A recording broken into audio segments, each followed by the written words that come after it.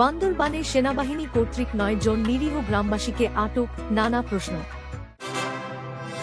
বান্দরবান সদর উপজেলার টঙ্কাবতী ইউনিয়নের পুনর্বাসন পাড়া এবং লামা ও আলীকদম এলাকা থেকে সেনাবাহিনী কর্তৃক গ্রামের কারবারি সহ 9 জন নিরীহ গ্রামবাসীকে আটক করা হয়েছে। হয়রানিমূলক এ আটকের ঘটনায় দেখা দিয়েছে নানা প্রশ্ন। স্থানীয় সূত্রে জানা গেছে, শুক্রবার 20 জুন ভোর 4:30টার সময় আলীকদম সেনা জোন থেকে সেনাবাহিনীর একটি দল টঙ্কাবতী ইউনিয়নের পুনর্বাসন চাকমা ও ত্রিপুরা পাড়া এলাকা থেকে কথিত অভিযানের নামে বিনা কারণে 17 গ্রামবাসীকে ধরে নিয়ে যায়। পরে নানা জিজ্ঞাসাবাদ ও হয়রানি শেষে পথিমধ্যে 12 জনকে ছেড়ে দিলেও 5 জনকে আটক করে আলীকদম সেনাজোনে নিয়ে যাওয়া হয়। অপরদিকে লামা ও আলীকদম থেকে সেনারা আরও 4 জনকে আটক করে।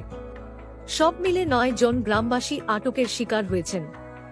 আটককৃতদের মধ্যে টঙ্কাবতী পুনর্বাসন চাকমা পাড়ার কারবারি আনন্দ মোহন চাকমা, পাড়ার বাসিন্দা কল্পরঞ্জন চাকমা, জ্যোতি বিকাশ চাকমা, শান্তি চাকমা ও তরুণী সেন চাকমার নাম জানা গেছে।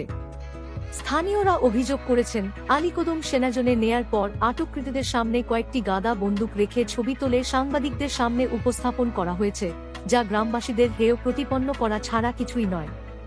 বিভিন্ন মিডিয়ায় সেনাবাহিনীর সরবরাহকৃত তথ্যের ভিত্তিতে চাঁদাবাজি ও অপহরণের অভিযোগে 9 গ্রামবাসীকে আটকের কথা প্রচার করা হলেও স্থানীয়রা বলছেন, আটককৃতরা সবাই ওই এলাকার জুম চাষী ও নিরীহ গ্রামবাসী।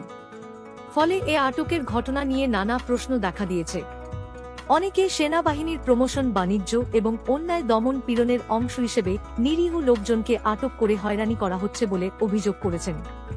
এদিকে সেনাবাহিনীর এমন অন্যায় আটকের ঘটনায় এলাকার জনমনে আতঙ্ক ও উদ্বেগ দেখা দিয়েছে। এলাকাবাসী অবিলম্বে আটককৃতদের নিঃশর্ত মুক্তি এবং হয়রানিমূলক সেনা অভিযান বন্ধের দাবি জানিয়েছেন।